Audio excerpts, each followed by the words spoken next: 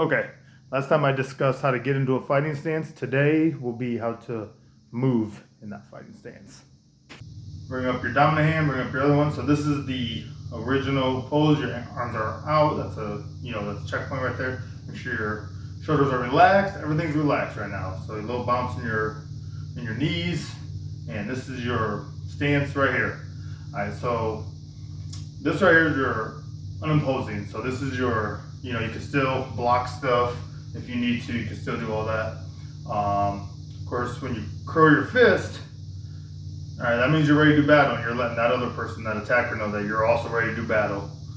So when you're in this position, it's not like boxing where you're gonna kind of have it real close to your chin, because if you get, if they throw a hook or something, you don't want your fist crashing in. So there's going to be a little bit of a gap. So if you take your fist from your chin to your hand right there, and then you got about 2 fists in between here and your shoulder. So if you're looking, it's going to be something like that, because at this point I can still, still do whatever I need to, or throw my punches.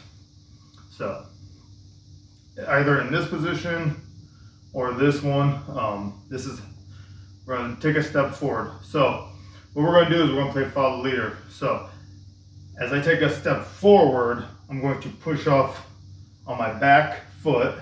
So this is my dominant side.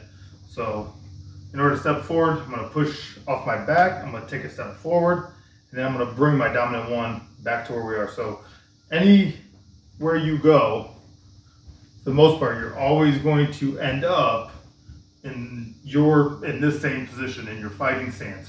So I'm going to take a step forward. I'm going to take a step forward with my front. My back is going to follow. Okay. If I take a step back, so if I'm stepping back, I'm going to use my dominant side first. I'm going to glide my front back into position. So if I'm stepping forward, my back isn't going to walk forward, like you're normally walking. Everything's going to be step forward, step forward, step forward, step forward, step back, step back, step back, step back. You're playing follow the leader with your feet. So if I was going to go that way, I'm not going to cross my feet. If I was going to go that way, I'm going to jump that way. If I'm going to go that way now, like I said, I'm not going to cross my feet. I'm going to put my foot over there and follow. And this is really what you're doing. You're just playing follow the leader. You're not crossing your feet. You never will cross your feet, even from the back forward. The only time you might ever is cross from back to front is if you're doing a back kick or something and you have to come down. But generally, you're 99% of the time you're going to stay in this position. So anywhere you go, and you have to think about this, because you don't want to cross your feet. So if I'm going that way, my front leg is going to go that way.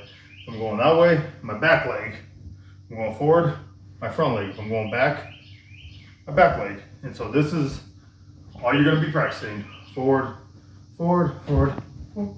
And then as you get a little bit quicker, things like that. So, and that's how you move in that position. Well, in that stance.